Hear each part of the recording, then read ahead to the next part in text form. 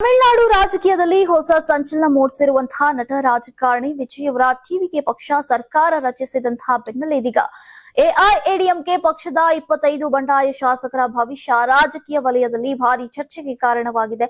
ಇತ್ತೀಚಿನ ಚುನಾವಣೆಯಲ್ಲಿ ಉತ್ತಮ ಸಾಧನೆ ಮಾಡಿದಂತಹ ಟಿವಿಕೆ ಪಕ್ಷ Congress, Indian union Muslim league, CPIM ಮತ್ತು ವೇಸಿಕೆ ಸೇರಿದಂತೆ ಹಲವು ಪಕ್ಷಗಳ ಬೆಂಬಲದೊಂದಿಗೆ ಈಗ ಸರ್ಕಾರವನ್ನು ರಚಿಸಿದೆ. ವಿಧಾನಸಭೆಯಲ್ಲಿ ನಡೆದಂತಹ ವಿಶ್ವಾಸಮತ ಪರೀಕ್ಷೆಯಲ್ಲಿ ವಿಜಯ್ ನೇತೃತ್ವದ ಸರ್ಕಾರಕ್ಕೆ 144 ಶಾಸಕರ ಬೆಂಬಲ ದೊರೆತಿದ್ದು ಈಗ ಸರ್ಕಾರಕ್ಕೆ ತಕ್ಷಣದ ಯಾವುದೇ ರಾಜಕೀಯ ಅಪಾಯ ಇಲ್ಲದಂತಾಗಿದೆ. ಈಗ ಈ ರಾಜಕೀಯ ಬೆಳವಣಿಗೆಯ ಮಧ್ಯೆ ಎಐಎಡಿಎಂಕೆ ಪಕ್ಷದ 25 ಶಾಸಕರು ತಮ್ಮ ಪಕ್ಷದ ಅಧಿಕೃತ ನಾಯಕತ್ವದ ವಿರುದ್ಧ ಬಂಡಾಯ ಎದ್ದು ಟಿವಿಕೆ ಸರ್ಕಾರಕ್ಕೆ ಬೆಂಬಲವನ್ನ ನೀವು ಸಣ್ಣ ಆಗ್ಬೇಕಲ್ವಾ? ಅದು ಒಂದು ಉತ್ತಮ ಆಹಾರದಿಂದ ಸಣ್ಣ ಆಗ್ಬೇಕಲ್ವಾ? ಪ್ರತಿದಿನ ನಮ್ಮ ಜೀನಿ ಸ್ಲಿಮ್ ನ ಯೂಸ್ ಮಾಡಿ ಯಾವುದೇ ಸೈಡ್ ಎಫೆಕ್ಟ್ ಇಲ್ದಂಗೆ ನೀವು ಸಣ್ಣ ಆಗ್ತೀರಾ ಘೋಷಿಸಿದ್ದಾರೆ. ಈ ಬಂಡಾಯ ಬನವನ್ನ ಎಸ್ಪಿ ವೇಲುಮನಿ ಹಾಗೂ ಸಿವಿ ಷಣ್ಮುಗಂ ಅವರು ಮುನ್ನಡೆಸ್ತಾ ಇದ್ದಾರೆ ಎನ್ನಲಾಗಿದೆ.